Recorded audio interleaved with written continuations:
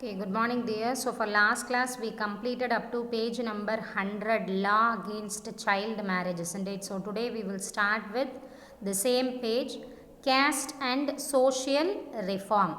Okay, so till the last class we saw about the girl freedom in those days and how girls were treated before marriage and after marriage, etc. But after this, in this lesson we are going to discuss about the caste problems. Okay, see, till now in our regular life also we are crossing this word caste. How this word came, that's what we are going to see in this lesson. So in those days, they have divided people into two groups. One is upper caste, the next one is lower caste. So this upper caste people means only the Brahmins were treated as upper caste people, and the people who were doing all the works for them, those who are mending shoes, making furnitures, the farmers, those peoples are treated as the lower class people. They thought that these people were born only to work for them. That is the major problem which was very difficult in those days. See, this peoples, those who are considered to be the laborers, isn't it? So these people are actually thought as the lower class people, and these people are not supposed to wear shirts, they are not supposed to wear chappals or shoes, they are not supposed to get educated, and in that caste the women are not supposed to marry the upper caste peoples and all. Okay, and the upper caste men's or women's are also not restricted, they are restricted to marry the lower class men's. Okay, so they are considered to be the untouchable people. In Tamil we will tell it as teendamai, isn't it? So in that case, so that people are not actually touchable. The upper caste people will not touch the lower class people, they will not allow them let into their homes, they will not give any eatables or drinking item in their materials. They will have a separate plate, they will have a separate tumbler for everything. Okay, so these what happened in those days. So leaders like Dr. Ambedkar, you know who is he? He is the leader of the Dalit movement, because he was born in a caste called Mahar, that is one of the Dalit community. Dalit means very backward community. Okay, so he thought when he was in his younger age, he was he was treated like a lower caste man, so he was hurted so much inside. So when he grown up, he thought that we have some changes, we have to change this, even though lower class peoples are also equal. So what he did is, so he started so many movements for the lower class people. He gave education, he gave equality, and he fought for the equality of his Dalit peoples. Okay. So next, a person called Ghasidas. Okay, Ghasidas, he started a movement named as Satnami movement in central India. This is particularly started for the people of leather workers, the people those who are working by leather, isn't it? The people those who are making chappal, shoes and coats, for that type of people he has started this movement that is known as Satnami movement. And this is mainly, the main aim of Satnami movement is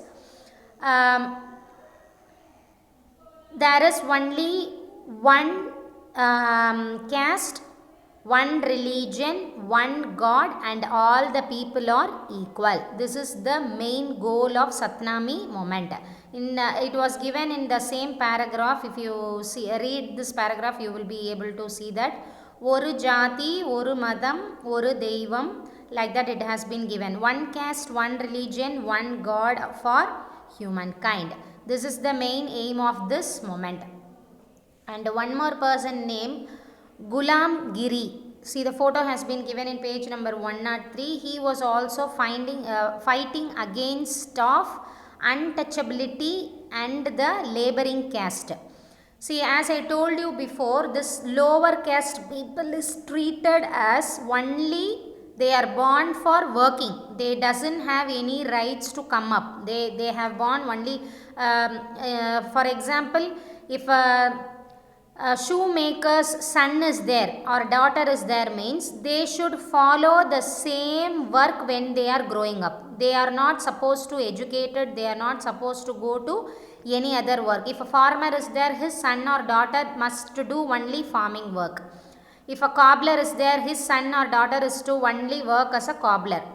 Likewise, it was going by generation to generation, isn't it? So that has to be changed. The laborers is also having full rights to come up in their life. So this Gulam Giri was a person who was born in 1827. He learned all his education in Christian missionaries. So he has that thought, everybody is equal and everybody should be equalized. So next, Dr. Ambedkar and leaders like Evera, E.V. Ramasamy Nayakar, we will tell him as Periyar, isn't it? So these persons were fighting against the untouchability and lower caste peoples. Okay. So in 1927, who could enter temples? This was a big question in those days. As I told you, as Brahmins are considered to be the upper caste people, only they has the rights to enter into the temples. The lower caste people and the labor caste peoples are not supposed to go into the temple in those days. So what Periyar thought is, in 1927, Ambedkar started a temple entry movement. He started a temple entry movement and he told that all the castes are equal and all has the rights to pray their God, enter into the temple. So after that, from 1927 to 1935, Ambedkar started 3 movements like this. Next, Periyar started non-Brahmin movement in Tamil Nadu.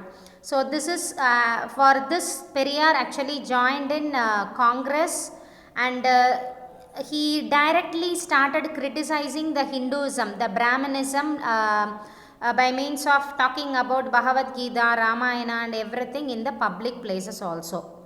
This made a vast change in those days. Okay, next. So in this lesson actually we discussed about the 2 major problems which were held in those days. One is how the girls were treated in those days, child marriage, before marriage, after marriage, how they were treated.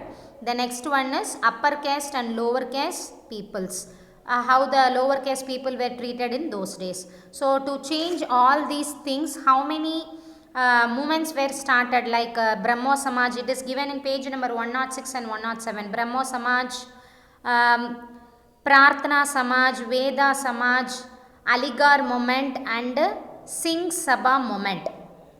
So this Brahma Samaj, Prarthana Samaj, Veda Samaj, these things all started only for the main purpose of widow remarriage and untouchability, like these things. Aligarh movement was started mainly for Muslim community, and the Singh Sabha movement was mainly started for the Sikh peoples. Okay.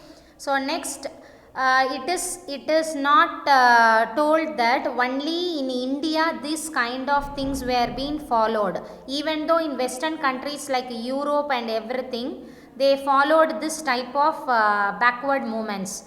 What they did is, in those countries and all, if the people are in black color, they are treated as the lower caste people.